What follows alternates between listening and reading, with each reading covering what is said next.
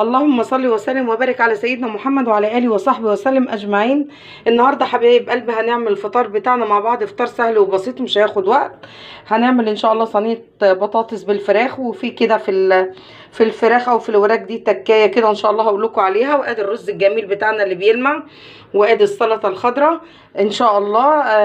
نخش مع بعض الفيديو ونشوف عملنا الاكل ده ازاي. واللهم احسن ما بين ايدينا، واللهم اجعله شاهد لنا يوم القيامه. متنسونوش باللايك والشير ودعوة حلوة لاختكم عن ظهر الغيب. كل عام وانتم الى الله اقرب، ورمضان كريم علينا وعليكم. كل سنة وانتم طيبين وتركتم في معية الله وامنه. يلا بينا نخش الفيديو ونشوف الاكل ده عملناه ازاي. وكل سنة وانتم طيبين يا حبايبي. متنسوش اللايك والشير والاشتراك وتفعيل الجرس. الله وبركاته حبايبي، عاملين ايه؟ كل عام وانتم بخير. النهارده ان شاء الله برضه هنعمل مع بعض فطار سريع كده ان شاء الله. هنعمل صينيه بطاطس بالفراخ، وانا مطلعه شويه رز بشعريه و... وطبق سلطه خضراء باذن الله. وتعالوا بقى كده ايه، نصلي على رسول الله، اللهم صل وسلم وبارك عليه، ونخش في الموضوع على طول. انا عندي هنا 3 وراك، وعايز تعملي بفراخ اعملي اللي يعجبك. انا جبتهم ونضفتهم، طبعا لازم الحاجات اللي هنا بتتشال يا جماعه. حتى الكبده اللي هنا دي غلط، دي معلومه يعني كده قلت اقولها لكم. الكبده اللي بتبقى هنا بلاش، لا تاكلوها لا انتوا ولا اولادكم. وبعد كده بعد ما نضفت الوراك كويس، رحت عاملاها الفتحات دي. وعندي هنا ضرب حوالي كيلو من الطماطم، وده حوالي كيلو من البطاطس، ومعايا بصله وقرنين فلفل حامي. ده اختيار يا جماعه لو حابين عشان احط على وش الصينيه. دي الصينيه اللي انا هشتغل فيها يا جماعه. هقطع بس البصله وارجع لكم، عشان بس مفيش حد بيصور وكده. فانا ان شاء الله هقطعها وارجع لكم باذن الله، ونشوف الخطوه اللي بعد كده ايه باذن الله حبايبي. ودي البصله بعد ما قطعتها اي تقطيعه بقى انت عايز تعمليها، تقطيعه جوليان، جوانح، قطع صغيره زي ما انت عايزه. بعد كده باخد جزء من التتبيله بتاعتي دي، وبحط جزء صغير منها كده بس على الوراك بتاعتي كده، واتبلها بيها. وبعد كده هنزل بالبطاطس. ده حوالي يعني كيلو بطاطس، شايله منه حبيتين 2 بس، عشان طبعا انتوا عارفين كل سنه وانتم طيبين. رمضان ما بيحبش الاكل الكتير يعني، ولا الدربكه في الاكل ولا الكلام ده كله. كل سنه وانتم طيبين، وصلوا كده على رسول الله. بعد كده طبعا انا هنا في البصله حطيت اللي هي الدقه اللي انا عاملاها. حطيت فلفل اسمر، كمون، بهارات، كزبره ناشفه. عايزه تحطي بابريكا حطي، مفيش مشكله. ومع الطماطم بتاعتي اللي انا ضربتها دي، ضربت معاها فصين توم. ده برضو اختياري بس يا جماعه، بيدي ريحه حلوه او طعم للبطاطس. برضو هسمي الله. هنزل بالطماطم بتاعتي كده، وهنزل برضو بجزء على الوراك الطريقه دي اهو كده. انا نزلت بالبطاطس بتاعتي. بسم الله الرحمن الرحيم. هقلب بقى كده كله في قلب بعضه، وهرجع لكم بقى تاني. زي ما قلت لكم معلش انا اللي بصور وبعمل الاكل يعني، معاذ مش هنا.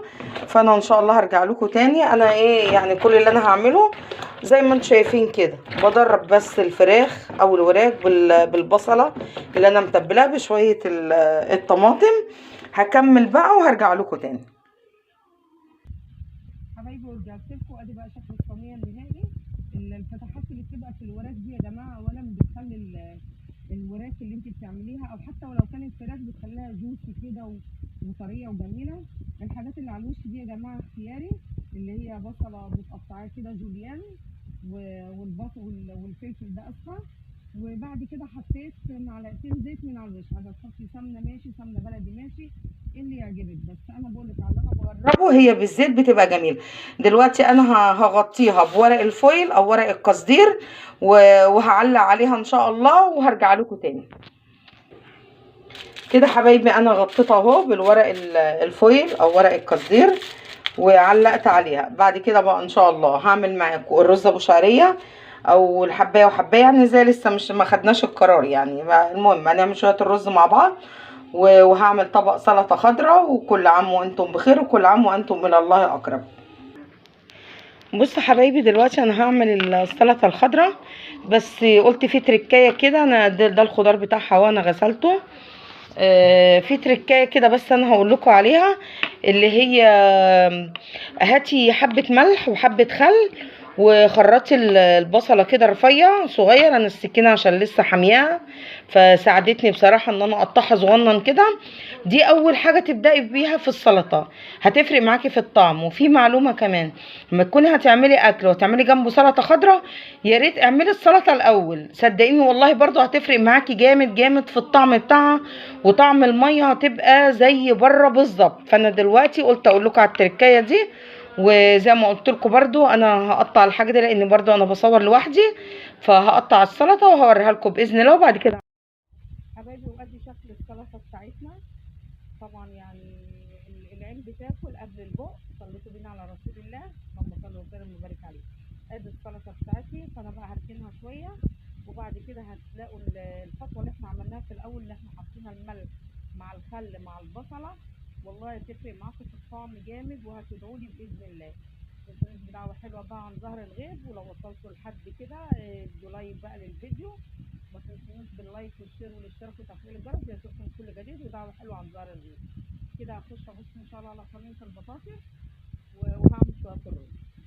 صينيه يا حبايبي بعد ما شلت من عليها الفويل، البطاطس استوت، الوراك استوت، بس انا هحطها بقى تحت الشوايه كده تاخد لون، ولما اخلص برده هرجع لكم ان شاء الله حبايبي. وبعد ما عملنا السلطه مع بعض، دلوقتي بقى بنعمل شويه الرز. انا عندي يا جماعه الشعريه نص مقدار الرز، يعني انا هعمل نص كيلو من الرز، هعمل عليه ربع كيلو من الشعريه. اللي على وش الرز ده يا جماعه ده طبعا مغسول كده ومنقياه ونضيف، ده مكعب مرق الدجاج، دي اختياري، ورشه ملح ورشه فلفل اسمر. دي اختياري يا جماعه، اللي عايز يعمله بشوربه يعمله، اللي عايز يعمله من غير مرق الدجاج يعمله، فدي اختياري. يعني انا بقول الافكار يا جماعه وانتوا براحتكم يعني. وهنا عندي صينيه البطاطس، انا وطيت النار عشان اقدر ارفع الورق الفويل واشوفها اهي. بسم الله ما شاء الله. من وقت للتاني بقى لففيها عشان ما تبقاش يعني عامله من مكان ومكان لا، فمن وقت للتاني كده لففيها، وان شاء الله نخلص كده الاكل مع بعض ونرجع نشوف الاكل بتاعنا كله حبايبي. وهنا بعد الشعريه ما اتحمرت انا نزلت بالرز بتاعي. بصوا برضو معلومه، طبعا كلكم الله اكبر عليكم يعني ستات بيوت ما فيش بعد كده، بس زي ما قلت لكم قبل كده احنا بنذكر بعض، كل ما هتشوحي الرز والشعريه في الماده الدهنيه هتديكي لمعه وهتخلي الرز معاكي مفلفل وجميل. فانا هشوحه شويه كده، وبعد كده هحط له الميه بتاعته واغطي عليه. ورجعت لكم يا حبايبي، وادي الفطار بتاع النهارده، ادي الرز ابو شعريه، وادي السلطه البلدي اللي احنا عملناها، وادي صينيه البطاطس، وادي الفراخ بتاعتنا زي ما انتم شايفين، بس معلش هو بقى الدخان. الفتحات دي زي ما قلت لكم اللي احنا عملناها دي، اولا بتدي شكل حلو جدا وشكل جمالي للفرخه او للوركه، انا اسفه معلش عشان الدخان.